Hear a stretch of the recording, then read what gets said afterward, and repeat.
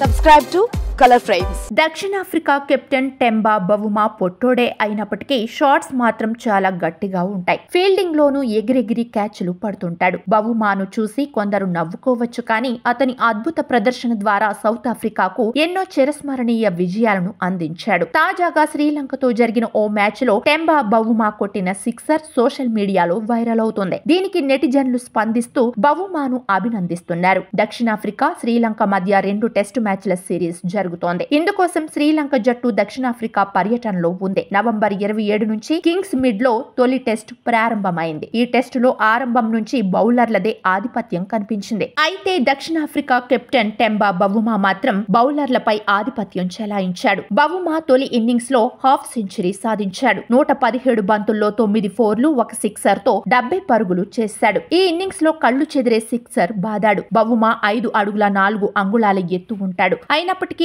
ఆటకు ఎత్తు అడ్డు కాదని మరోసారి ప్రూవ్ చేశాడు. గాల్లోకి ఎగిరి అప్పర్ కట్ షాట్ తో బంతిని సిక్సర్ గా మలిచాడు. లాహేర్ కుమార్ వేసిన బంతిని లెగ్ స్టంప్ కు వైపుగా జరిగి 2 కాళ్లను గాల్లోకి లేపి థర్డ్ మ్యాన్ దిశగా స్టాండ్స్ కు తరలించాడు. వచ్చిన ఎక్స్ట్రా బౌన్స్ ను అద్భుతంగా సద్వినియోగం చేసుకున్నాడు. దీనికి సంబంధించిన వీడియో నెట్టింట వైరల్ గా మారింది. ఈ వీడియోను మీరు కూడా ఓసారి చూసేయండి. వీడియో మీకు నచ్చినట్లయితే ప్లీజ్ లైక్ చేయండి, షేర్ చేయండి, కామెంట్ చేయండి.